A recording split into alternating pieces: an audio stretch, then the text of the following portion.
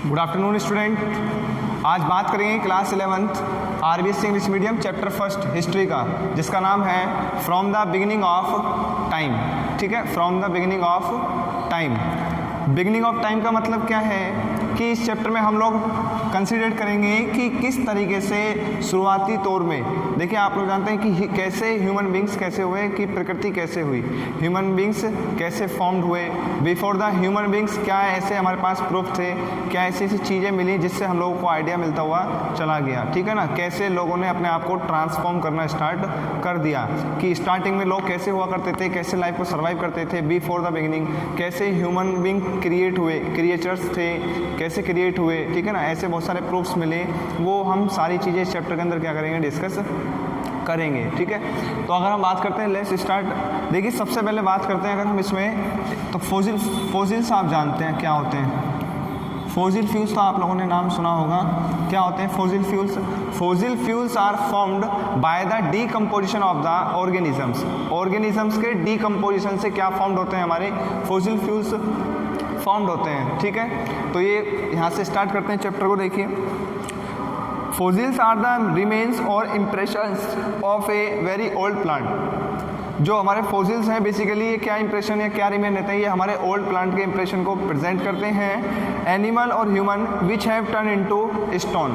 देखिए फोसिल्स क्या हो सकते हैं, फोसिल्स कोई भी वेरी ओल्ड प्लांट हो सकता है, एनिमल हो सकता है, या ह्यूमन बींग्स भी, अगर हम जैसे ह्यूमन बींग्स को भी बरीड करते हैं, मिट्टी के अंदर दफनाते हैं, ठीक है ना, तो वो भी किस चीज़ में कन्वर्ट हो जाता है, हमारा बेसिकली फोसिल्स में कन्वर्ट होते हैं, ये माना गया था। ठीक है, these are often embedded in rock and are thus preserve for millions of years. और ये जब हम इन्हें बरीड करते हैं तो ये किसके अंदर कन्वर्ट हो सकते हैं, ये रॉक के अंदर हो सकते हैं, और इनको फॉर्म्ड होने में कितना मिलियंस ऑफ ईयर्स है वो लगता है। आप लोगों को इस चीज़ का बताया हुआ है कि fossil fuels are formed and take the time of millions of years ago. Species is a group of organism that can breed to produce fertile offspring. एक टर्म आया है स्पीसीज, एक टर्म आया है स्पीसीज। बेसिकली स्पीसीज क्या है, species is a group, is a group of organism, is a group of organism that can breed to produce, that can breed to produce, that can breed to produce fertile offspring, fertile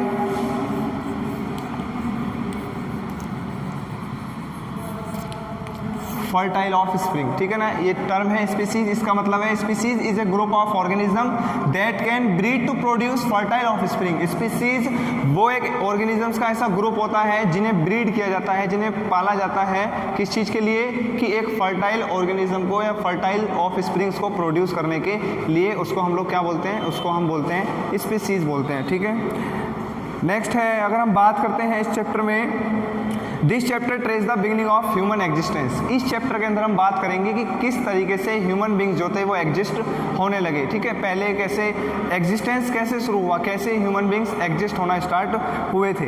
it was 5.6 millions year ago. देखिए अगर मैं ऐसे लिख देता हूँ 5.6 MYA, तो 5.6 MYA का मतलब है 5.6 millions years ago, millions years ago, 506 millions years ago की बात है। ठीक है, it was 5.6 millions years ago that the first human like creatures appeared on the earth surface. ठीक है ना, ये माना जाता है कि कम से कम कितना 5.6 मिलियंस ईयर्स एगो पहले एक क्रिएचर अर्थ के सरफेस पे क्या हुआ था, ह्यूमन बींग की फॉर्म में क्या हुआ था, एग्जिस्ट हुआ था, दिखाई दिया था।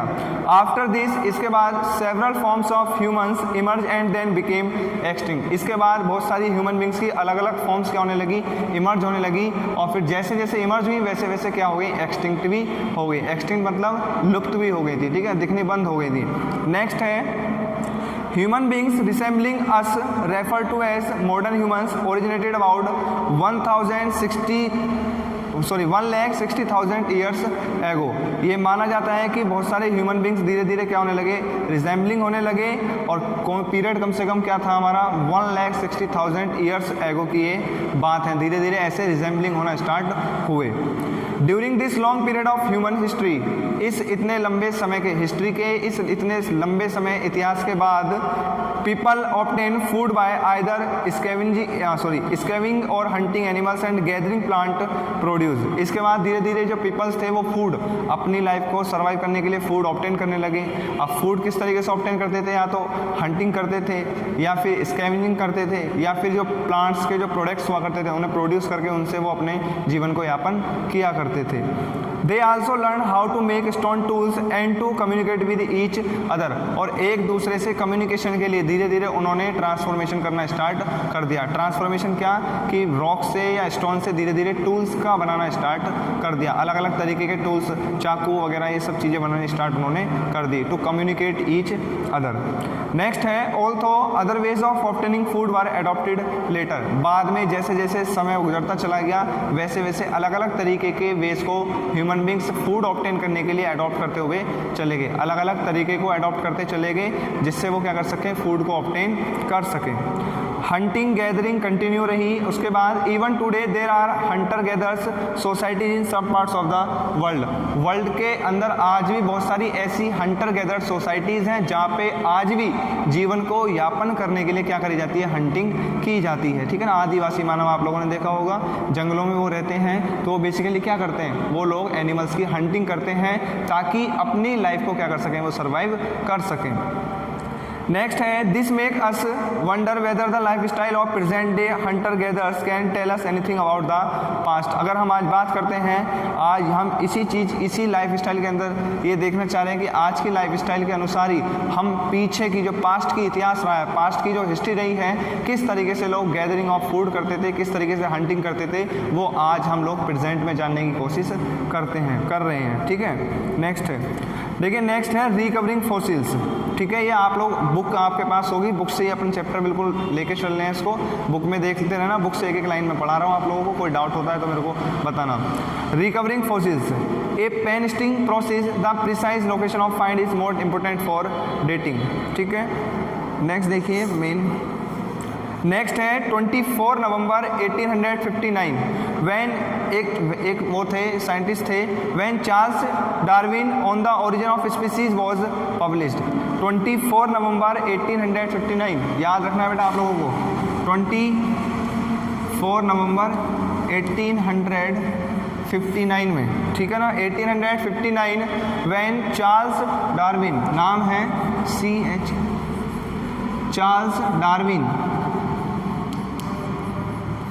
चार्ल्स डार्विन है नाम इनका। On the origin of species was published. On the origin कि किस तरीके से धीरे धीरे चीज़ों का ओरिजिनेशन होना स्टार्ट हुआ था, किस तरीके से ओरिजिनल हुआ, उसके ऊपर इनका क्या होता है, ये पब्लिश्ड हुआ था। Mark a landmark in the study of evolution. इनका एक बोलते हैं ना मैगजीन हो गया, या इनके ऊपर एक इनका जो लेख था वो पब्लिश्ड हुआ। इन्होंने ही बताया था कि किस तरीके से इवोल्यूशन स्टार्ट हुआ, ह्यूमन बींग्स का इवोल्यूशन स्टार्ट हुआ था।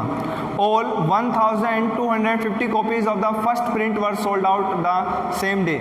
जिस दिन इनकी पब्लिकेशन हुई थी उसी दिन 1250 कॉपीज सिंगल डे के अंदर क्या हो चुकी थी, सोल्ड आउट हो गई थी। Darwin argue that humans had evolve from animals a long time एगो। और डार्विन ने ये कमिटमेंट करा था क्या कि ह्यूमन बींग्स की जो उत्पत्ति हुई है वो किससे हुई है, वो जीवों से हुई है, वो एनिमल से हुई है। ठीक है ना। एनिमल से बहुत लंबे समय पहले, बहुत टाइम पहले ह्यूमन बींग्स की जो उत्पत्ति हुई है, जो इवोल्यूशन हुआ है, वो किससे हुआ है, वो एनिमल से हुआ है। ये बात किसने बताई थी हमको, ये बात चार्ल्स डार्विन ने बताई थी, जिसने कब 24 नवंबर 1859 को जब इनका फर्स्ट पब्लिकेशन क्या हुआ था, प्रिंट हुआ था। ठीक है। नेक्स्ट है, देखिए नेक्स्ट इंपॉर्टेंट है, आगे स्टार्ट होता है जो chapter,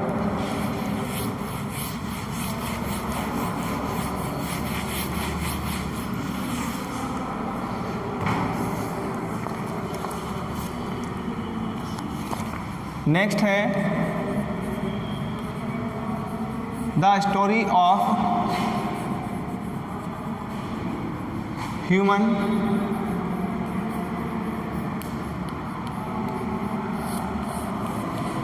the story of human evolution. अब यहाँ से स्टार्ट हुआ था रियल चैप्टर कि इसमें हम लोग देखेंगे कि ह्यूमन का इवोल्यूशन किस तरीके से हुआ था, क्या कहानी, किस एक कहानी मानो आप लोग, या एक ऐसा प्रोसेस कि किस तरीके से धीरे धीरे ह्यूमन बींग्स का इवोल्यूशन होना स्टार्ट हुआ था, कैसे ह्यूमन बींग्स फॉर्म्ड होने स्टार्ट हुए थे, पहले क्या हुआ करते थे, कैसे धीरे धीरे ट्रांसफॉर्मेशन स्टार्ट हुआ और किस तरीके से ह्यूमन बींग्स फिर फॉर्म्ड होते चले गए, वो अपन यहाँ से स्टार्ट करते हैं चैप्टर में। ठीक है, तो देखिए तब हम बोलते हैं the difference that you have notice in the skulls. देखिए स्कल्स दिखाए हुए हैं चैप्टर में, आप लोग देख रहे हैं इसमें, ठीक है ना, बुक के अंदर चैप्टर है तो अलग अलग स्कल्स दिए हुए हैं, स्कल नंबर 1, 2, 3, 4। अगर हम हर स्कल की बात करते हैं, स्कल, ठीक है ना, जो स्कल है वो अलग अलग एनिमल्स के हैं, अलग अलग एनिमल्स की कैटेगरी है और अलग अलग एनिमल्स कैटेगरी के अंदर अगर स्कल फॉर्मेशन हम लोग देखते हैं, ठीक है, तो स्कल फॉर्मेशन में हम लोगों को क्या मिलता है, डिफरेंस मिलेगा और इस डिफरेंस के आधार पे हम लोगों ने ट्रांसफॉर्मेशन करना स्टार्ट कर दिया था। हम बात कर रहे थे स्कल की, ठीक है, अलग अलग स्कल्स हम लोगों ने देखे और स्कल्स के अंदर हम लोगों ने क्या देखा, डिफरेंस देखा कि धीरे धीरे ये स्कल का क्या होने लगा, ट्रांसफॉर्मेशन होने लगा, क्या होने लगा, स्कल का ट्रांसफॉर्मेशन होना स्टार्ट हो गया और इसी ट्रांसफॉर्मेशन से हम लोगों को क्या मिला, इसी ट्रांसफॉर्मेशन से हम लोगों ने देखा कि किस तरीके से ह्यूमन बींग्स का इवोल्यूशन स्टार्ट होना स्टार्ट हुआ था। ठीक है, देखिए बुक में दिया हुआ है डायग्राम, आप लोग देख सकते हैं, ये स्कल्स हैं, पहला first skull, second skull, third skull और फोर्थ स्कल दिखाई दे रहा होगा, बुक्स होंगे आप लोगों के पास, बुक में देखना है ये वाला। ठीक है, तो देखिए the difference that you have notice in the skull shows in the illustration are some of the changes that came about as a result of human evolution. हम अगर इन स्कल्स को देखते हैं तो आप लोग देखिए फर्स्ट स्कल, सेकंड स्कल में देखिए, थर्ड में देखिए, फोर्थ में देखिए, इन तीनों चारों स्कल्स के अंदर हमें क्या दिखाई दे रहा है, डिफरेंसेस दिखाई दे रहा है और इसी डिफरेंसेस के साथ साथ ऐसे ही इवोल्यूशन होना स्टार्ट हुआ। पहले स्कल में कुछ कमियां थी तो दूसरे स्कल में दिखाई दी, दूसरे में, फिर तीसरे में और ज़्यादा कुछ अलग दिखाई दिया, फोर्थ में कुछ और ज़्यादा अलग दिखाई दिया, फिर धीरे धीरे मतलब चेंजेस आते चले गए। ठीक है, नेक्स्ट है the story of human evolution is enormously long. अगर हम ह्यूमन बींग के इवोल्यूशन की बात करते हैं, स्टोरी की बात करते हैं या प्रोसेस की बात करते हैं तो कोई एक या 2 या 4 दिन का प्रोसेस नहीं है, ये एक बहुत लंबे समय का क्या है, ये प्रोसेस है एंड समवॉट कॉम्प्लिकेटेड, और एक बहुत कॉम्प्लिकेटेड प्रोसेस भी रहा है ये। There are also many unanswered questions and new data often lead to a revision and modification of earlier understanding. आज अगर हम बात करते हैं तो आज ऐसे बहुत सारे क्वेश्चंस हैं जिनके हम लोग आज भी जवाब नहीं दे सके, अनआंसर्ड क्वेश्चंस आज भी बहुत सारे ऐसे हैं। ठीक है, और इन्हीं सब चीज़ों को जानने के लिए, उन क्वेश्चंस के आंसर्स को जानने के लिए हम पास्ट की अंडरस्टैंडिंग को समझ रहे हैं। ठीक है, पास्ट में जो हुआ, पास्ट में कैसे इवोल्यूशन हुआ, कैसे चेंजेस, ट्रांसफॉर्मेशन स्टार्ट हुआ था, उस चीज़ को हम लोग इसमें क्या कर रहे हैं, समझ रहे हैं। ठीक है, तो ट्रांसफॉर्मेशन के अनुसार ही हम लोगों ने देखा कि जो इवोल्यूशन स्टार्ट हुआ था ह्यूमन विंग्स का, उसके अंदर मेन ना है स्कल ट्रांसफॉर्मेशन। ठीक है ना, कि अलग अलग स्कल्स के अंदर अलग अलग प्रॉपर्टीज या अलग अलग कैरेक्टरिस्टिक्स हम लोगों को देखने को मिली थी।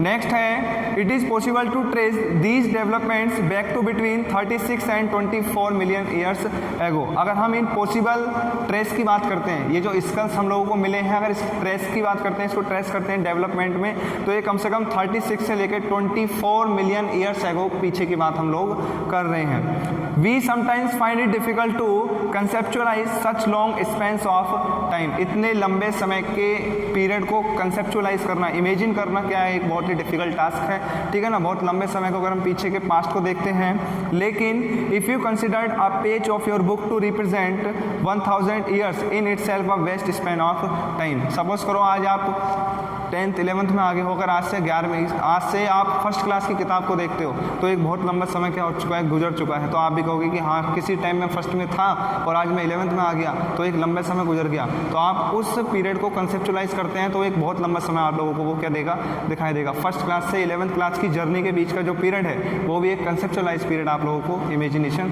दिखाई देगा। ठीक है, नेक्स्ट है बेटा To think of 36 million years, you would have to imagine a book of 3600 pages. अगर आप लोगों को 36 years ago को इमेजिन करना है तो आप लोगों को कम से कम कितनी 3600 पेजेस की बुक को क्या करो, इमेजिन करो. इसके अंदर भी कितने पेज होंगे, 300-400. आप 3600 पेज की बुक लीजिए इतनी मोटी, उसको एक एक पेज को अगर हम क्या करते हैं, कंसेप्चुलाइज करते हैं, तो हमको क्या दिखाई देगा, एक बड़ा पीरियड हम लोगों को दिखाई देगा. ठीक है, लॉन्ग पीरियड दिखाई देगा हम लोगों को. नेक्स्ट है, आगे बात करते हैं. अगर to think of 36 million years, you would have to imagine a book of 3600 pages. That was when primates, a category of mammals, emerged in Asia and Africa. बात करते हैं एशिया की और अफ्रीका की. अगर एशिया और अफ्रीका की बात करते हैं तो यहाँ पे जो कैटेगरी इमर्ज होती थी वो किसकी हुआ करती थी, मैमल्स की हुआ करती थी. आज भी प्रेजेंट टाइम में अगर हम बात करते हैं तो हम किस क्लास के अंदर आते हैं, हम मैमल्स क्लास के अंदर आते हैं. और ये मैमल्स क्लास कैटेगरी अब से अगर 36 मिलियन ईयर एगो की हम बात करते हैं तो ये कैटेगरी कहाँ इमर्ज होती थी, हमारी साउथ अफ्रीका के अंदर या एशिया के अंदर हमारी इमर्ज हुआ करती थी. इसके अंदर हमने चेंजेस देखे, चेंजेस के साथ साथ धीरे धीरे ह्यूमन बींग्स का इवोल्यूशन होना स्टार्ट हो गया था. नेक्स्ट है आगे 24 मिलियन ईयर देयर इमर्जेस सब group amongst primates called होमिनोइड्स. Important है, याद रखना है टर्म आप लोगों को, होमिनोइड्स. होमिनोइड्स, होमिनोइड्स के अंदर आते हैं हमारे प्रिमिटिव्स. प्रिमिटिव्स होते हैं, ठीक है ना. प्रिमिटिव्स कैटेगरी को रखा गया था. और प्रिमिटिव्स कैटेगरी कौन सी होती है, वो ऐसी कैटेगरी जो ह्यूमन बींग्स अपनी लाइफ को सर्वाइव करने के लिए बेसिक इकोनॉमिक एक्टिविटीज़ को क्या करते हैं, परफॉर्म करते हैं. उसी को कहा गया प्रिमिटिव. और प्रिमिटिव टर्म को कहा गया, होमिनोइड्स कहा गया था. ठीक है. नेक्स्ट है This includes apes and much later, about 5.6 million years ago, we find evidence of the first hominoids. ठीक है, 5.6 मिलियन ईयर्स एगो पहले हम लोगों को क्या मिल चुका था, एविडेंस मिल चुका था, ऐसा प्रूफ मिल चुका था जिसके बिहाफ पे हम लोगों ने कहा कि ह्यूमन बींग्स का एवोल्यूशन होना स्टार्ट हो गया है. ये कुछ बेसिक बातें थी इस चैप्टर में कि किस तरीके से एवोल्यूशन स्टार्ट हुआ, क्या जर्नी रही है, ये सब चीज़ें. ठीक है, इससे आगे अपन डिस्कस करेंगे नेक्स्ट लेक्चर के अंदर. ठीक है, ये बेसिक इंट्रोडक्शन है हिस्ट्री का, चैप्टर नंबर 1 ही है ये. ठीक है, इससे आगे अपन नेक्स्ट लेक्चर में क्या करेंगे, डिस्कस करेंगे. यहाँ तक किसी को कोई प्रॉब्लम है तो वो कमेंट सेक्शन में आप लोग बुक परचेज कर लीजिएगा. बुक अवेलेबल है हर शॉप्स के अंदर, और बुक में देखो, बुक से अपन लेके चलेंगे इसको. ठीक है, अगर नोट्स हैं तो मैं नोट्स भी बना के इसके आपको सेंड कर दूंगा. ठीक है, नेक्स्ट नोट्स भी दिए जाएंगे आप लोगों को. Thank you guys.